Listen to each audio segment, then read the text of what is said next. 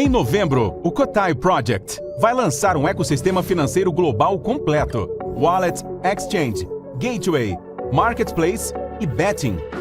Tudo 100% em cripto, sem censura, sem limites, preservando o anonimato e a verdadeira descentralização. Vamos levar liberdade financeira e geográfica para milhões de pessoas. Prepare-se, novembro é o início de uma nova era. Cotai, o próximo nível da revolução cripto. Da primeira vez que você veio aqui, a gente conversou sobre o caso daquele empresário que matou o Gari lá de Minas Gerais, né? Como que tá essa questão aí? Tá. Porque o caso tinha sido levado à investigação, né? Acharam até envolvimento da mulher do cara. Então, a delegada. Quando eu estive aqui, a polícia estava começando a investigar o caso lá em Belo Horizonte e a delegada ainda tinha dito, e a polícia num primeiro momento acreditou, que ela não tinha culpa de nada. Ela disse que ela não sabia que o marido estava usando a arma dela. Então, num primeiro momento, você tem que acreditar na palavra dela. Ok. Quando eu vim aqui, eu disse para você. Falei, olha, a polícia foi na casa dela, no apartamento onde eles moravam, e as armas estavam em cima de uma prateleira. Uma policial tem que esconder a arma. Você tem que comprar um cofre. Você não pode deixar as armas daquele jeito. Mas tudo bem. Só que de lá para cá, a delegada Ana Paula, ela se estrepou. Por quê? Porque primeiro a Polícia Civil descobre no celular dos dois que eles conversaram e ela sabia que ele portava arma de fogo. Tinha vídeo no celular dela de ele portando a arma dela no carro. E a polícia encontra um vídeo no Réveillon anterior àquele crime, onde aparece numa casa de veraneio, estava lá ele, com uma espingarda dado pelo dono da casa. E ele com uma calibre 12, em pleno Réveillon, o cara ensinando ele, e ele dá um tiro pro alto no final daquele ano.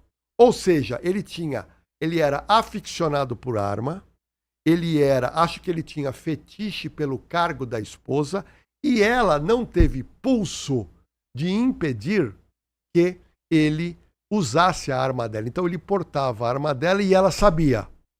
E o pior, que a polícia depois levantou, que ele comete o crime, liga para ela fica sabendo e ela não comunica à polícia. Então a situação dela é complicada, ele continua preso, já trocou de advogado 3, 4 vezes e vai para o tribunal do júri. Tribunal do júri. Vai para o tribunal do júri. E a doutora Ana Paula está respondendo tanto na parte disciplinar na polícia, como também inquérito policial. Então a situação dela é péssima, ela teria ficado muito abalada com o que aconteceu, ela pediu uma licença, renovou a licença e não voltou a trabalhar. Tá? Espero no futuro voltar aqui para a gente contar, que é uma curiosidade desse tribunal do júri. E o caso dela, se ela vai ser expulsa da polícia, se ela não vai ser expulsa, o que vai acontecer. E ela soube do crime e tentou encobrir também, né? Então, ela como policial, quando você sabe de um crime, mesmo que é o seu filho, mesmo que é o seu marido, você tem que levar aquilo à justiça. Você tem que pleitear sempre a verdade. Então, foi feita uma lambança, me dá a impressão que ela era uma mulher apaixonada, tá? E o homem galanteador. Agora, o que não dá para entender, o Júnior, é que depois a polícia levanta que ele tinha várias passagens criminais por crime de Lei Maria da Penha.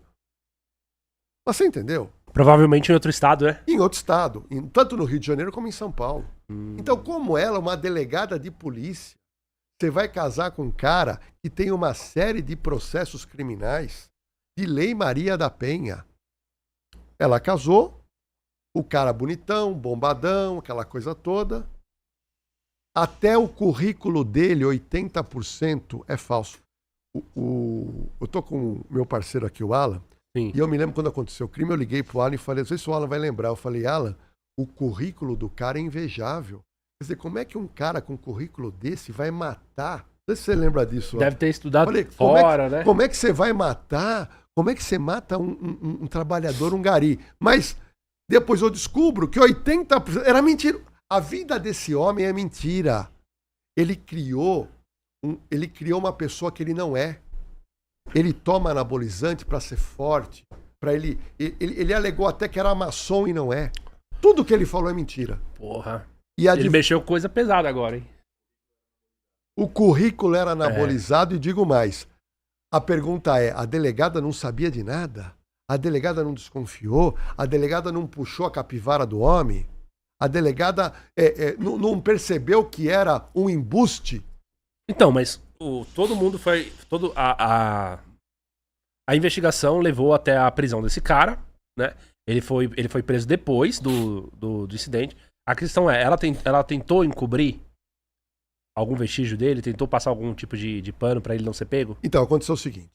Ele manda uma mensagem pra ela dizendo o seguinte: esconde a pistola tal em casa. Ele manda essa mensagem pra ela. Entendeu? Entendi. Então, ela se complicou. Volto a repetir. Ela primeiro fala pra polícia: eu não sabia que ele portava a minha arma. Isso não é verdade. Você entendeu? Eu não sei por que motivo esse cara gostava de andar armado. Uma arma que não é dele. Ele não tem direito ao porte de arma. Por que ele nunca teria porte de arma? Por causa das passagens dele. A delegada, Júnior, deixou ele portar uma arma de fogo, sendo que ele responde a 2 inquéritos por Lei Maria da Penha. Isso é absurdo, velho. Tem uma mulher em Cotia que ele foi casado, porque ele namora e casa. A mulher foi na delegacia, constatou uma fratura. Quer dizer, uma delegada dá uma arma pro marido usar. Isso faz muito tempo? Porque como é que ele comete tanto crime e fica solto? Então, porque a legislação nesse país e a demora da justiça é uma coisa impressionante. Ele cometeu crime no Rio de Janeiro, depois ele veio para São Paulo, cometeu crime, depois ele foi para Belo Horizonte e cometeu crime.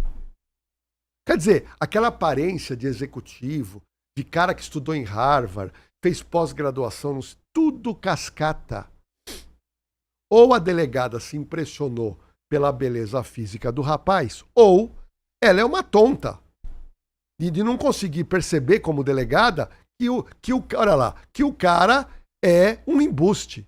Você entendeu? Ou ela é tão apaixonada que, eventualmente, ela aceitou toda essa enganação. Agora, falando a verdade, tem mulher que gosta de uns caras... Tem. Bandido mesmo. Tem assim, mulher né? que gosta de tranqueira. Que tem. A gente olha pra um lado, uns gosta de traficante, gosta de cara que só tem fuzil. Isso é verdade. Tem cara que se a mulher tem passagem, quando o cara tem passagem, a mulher não liga. Né? Às vezes vai encontrar com o cara dentro do presídio. Entender. Ô Júnior, não sei se você sabia. Já pensou, você tá lá, delegado, aí a mulher chega e fala: meu marido me bateu, vamos atrás dele, vamos pegar, botar a polícia lá na casa, não sei o que, tirar ele de lá, medida protetiva, não sei o que. Passa uma semana, aí ela fala assim: não, tira a medida protetiva aí que eu quero que ele volte.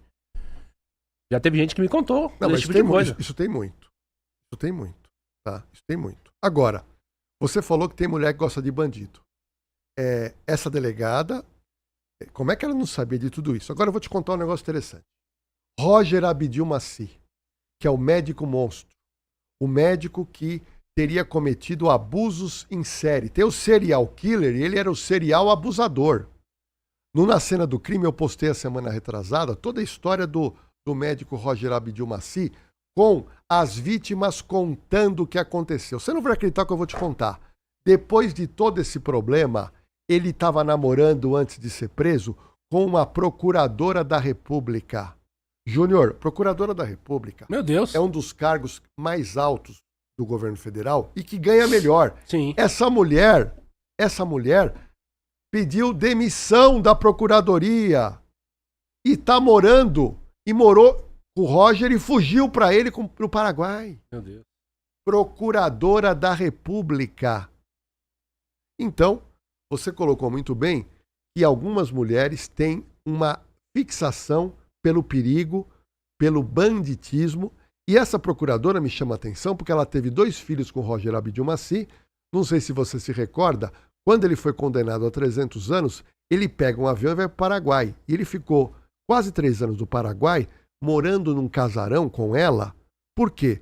Porque na clínica dele, ele faturou, nos 10 primeiros anos de carreira, 100 milhões de reais. Então ela pegou os 2 filhos com ele, abandonou o cargo dela de procuradora, foi para o Paraguai e viviam todo mundo lá. Até que a Polícia Federal descobriu e meteu ele em cana no Paraguai e ela com os filhos dele lá. Uma procuradora da República. Sabe que esse caso é um caso muito polêmico, porque também teve gente que defendeu ele. Eu lembro de uma mulher que ela escreveu um livro, ela nem tá no Brasil mais, ela tá na Inglaterra, e ela escreveu um livro, ela era a secretária dele. O nome do livro é Tudo por um Monstro. E ela narra, e aí vai contar a história do cara. Ele não era tão errado assim, ele só era um cara que ele pegava as mulheres, que elas estavam insatisfeitas com o casamento, triste com o marido, não sei o quê. Mas elas queriam, elas davam em cima dele, elas iam 1, 2, 3, 5 vezes. E aí aconteceu de que um dia. Qual que era a história? Um dia, tipo assim, tinha uma dessas mulheres aí na faixa dos 35, entre 35 e 40, a maior parte das mulheres que ele abusou, né? Só que uma dessas mulheres descobriu que ele tinha uma outra. Então ela entre aspas, traiu o marido com ele, mas pensava que ele era só dela. E aí, numa crise de ciúmes muito louca, ela começou a descobrir que ele tinha mais uma outra e tudo mais.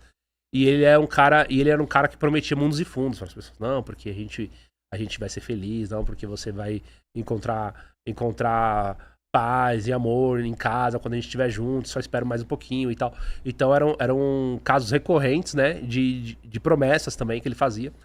E aí um dia, quando a mulher descobriu, ela começou a descobrir da outra, e aí elas se juntaram e fizeram uma denúncia em massa. E teria sido esse o caso dele. Sim. Não teria sido necessariamente o caso dele abusar, dele dopar as pacientes, dele realmente fazer com que as pacientes ficassem com medo de denunciá-lo porque ele tinha material delas e tal, sabe?